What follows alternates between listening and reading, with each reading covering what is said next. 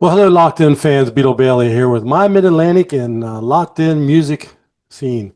In the realm of extreme metal, few figures resonate with as much significance as Paul Ledney. As a founder and sole original member of Profanatica, he has carved a niche in the underground scene that defies categorization. His raw, unapologetic sound encapsulates the essence of blasphemy and darkness that defines the genre. Beyond his work with Profanatica, Ledney is also a founding member of Incantation, further solidifying his status as a pivotal force in the black metal landscape.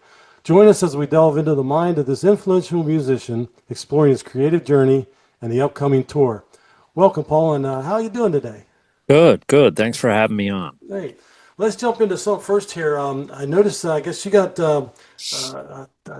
something coming up this Saturday, June 21st, over at the West Side Bowl in Youngstown, Ohio. I think that's Dead by Dog Fest. You're doing a Yeah, set there?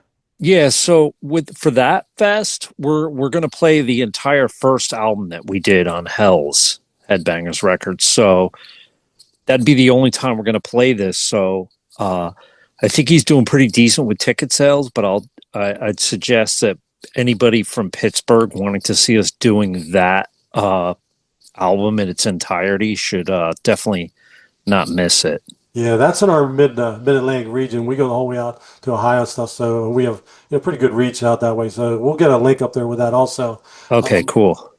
yeah, maybe get a quick background then for some of our fans that may not know you that well. Maybe some of your highlights of the career here quickly. Um, I'll say that we kind of are doing the same style of like black death metal uh that we did when we started in 1990. So if somebody's not familiar, let's put it to you this way. If you like heavy metal and you want to go to the next step and you're interested in like death metal, those are more along the lines of the people that will like our style. If somebody's into metal and they also like black metal, like European style black metal, they might not be too keen on our style because we're pretty abrasive and hard hitting. So what we do is like it's like evil death metal, which is like a whole conversation unto itself, but it's we kept the death metal in our black metal. Let's put it that way. It's very heavy. Okay. So yeah, I guess then you're starting off June 29th out in Detroit. Is there any, I guess, experiences that may have inspired the set list that you're going to do for this tour and maybe the first night out on the tour? Uh, the first night out, we're gonna do it's we're gonna play two new ones off the our EP, Wreathed and Dead Angels on Hell's Headbangers, and then I'll say the rest as we go on through the set. The songs get older and older, so Okay. we like to kind of go backwards almost and Start with new stuff and then end with some great old. yeah, but I could go on record as saying our new stuff is as good, if not better, than the old stuff. It's just a matter of like the people have spent so many years listening to our old stuff that they kind of have it memorized. Yeah, that kind of has always kind of intrigued me when I about live concerts of how people or how the bands and stuff decide what they're going to play. Is it something they're familiar with? Is it something that the fans always try to instill in what you play? A lot of times they'll ask, "Oh, are you going to do anything off of this?" And I'll be like, "Nah," because honestly, to get the stuff down, um, some of the songs as you're writing an album, you're thinking, "Oh, this is going to be good live," or this is just going to be not filler, but this song goes into this song good." But you'd be surprised at what people want to hear. So if somebody mentions it more than a couple of times, I'll add it into the set. Right. Do you have any, I guess, any certain role play that the fans do with maybe like theatrics? Is there going to be any special? I know some of these places might be not quite like a stadium, but maybe small venues, things like that on your stage. Yeah, so we usually just have like our banner and our side scrims, which have pictures of our angels, and our angel fame. It's kind of famous, blowing a trumpet. That and some like fog to create like an eerie atmosphere. I'll tell you that although it sounds great to the people watching in a larger venue, we always tend to do better in a more intimate setting.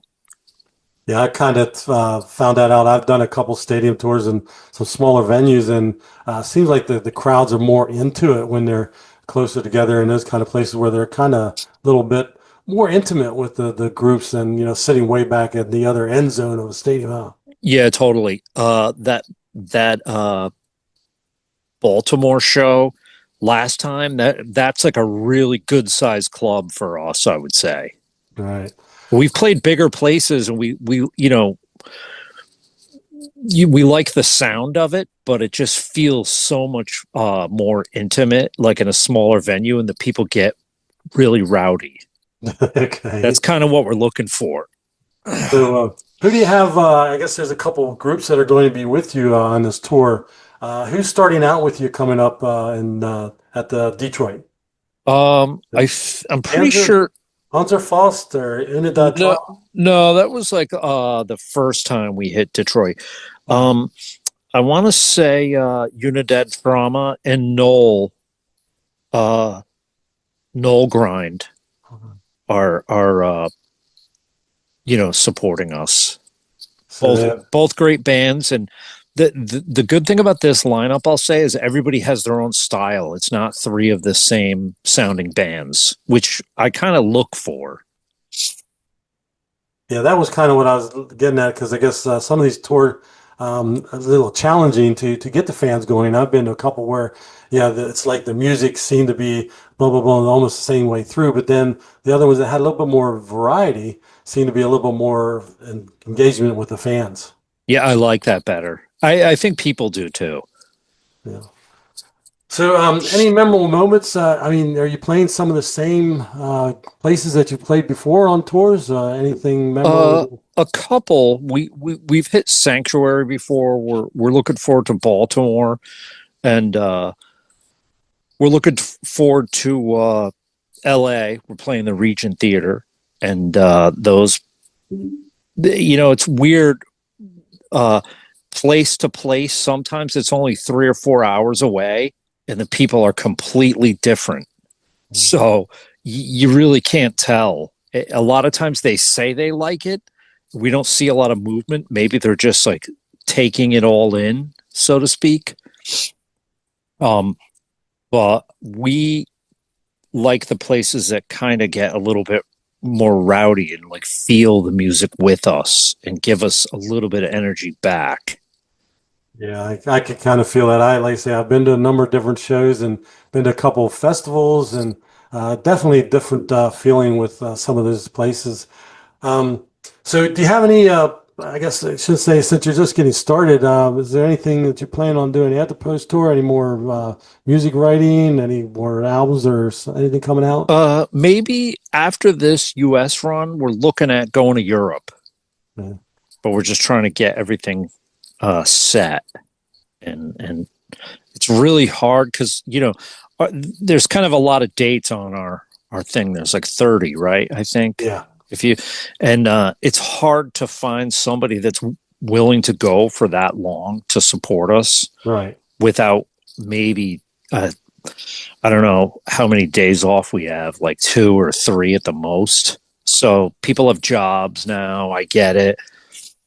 Do you also They have to I guess, figuring dates where there's open dates in some of these places? Yeah. Yeah. So I mean, our booking guy handles that, but it's hard for it's one of the challenges is to find a band that fits good, that is willing to take time off work or leave home for that long, and that's been kind of tough. Well, pretty much what I may have kind of questions on the tour. If there's anything else that you may think of that you might want to let our fans know about the upcoming tour and maybe a website promotion, anything like that. You could put our Facebook down and our Instagram, Profanatica official. I'll say that if somebody's into even like you got a lot of non-musical people listening, right? Right. Yeah. So if somebody is curious about seeing something different, they should definitely check it out. We've had a lot of people that don't like metal, but for some reason like us. Right. And there's something about it that they kind of like linked up with, and uh, they're not necessarily metalheads. They're just like, Oh yeah. yeah, they find it interesting. So I encourage if somebody's like in the area, if they want to stop by and check it out, they should.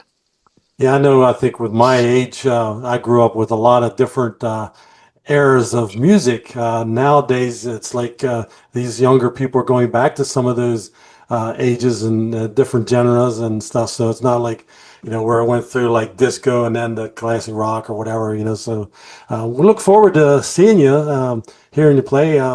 And most of the groups or most of the, I guess, areas that you're playing are kind of out away from us right now. We're mostly on the East Coast, but we do have some in Texas, and we're working on the Midwest now, getting some more locations with some photographers and stuff. So Okay, right on. So hopefully I'll see you in Baltimore Baltimore, area. July 29th. Uh, Okay. we'll hopefully have a good time there. And like I say, you have a good tour. Basically, if I need anything else, sure, give us a shot here at LockedIn Magazine, and we'll sure to push it out for you. Okay. Thanks so much. Yeah, take care. We'll see All you. Have right. a good time. Thank you. Yep, All right. bye. Bye.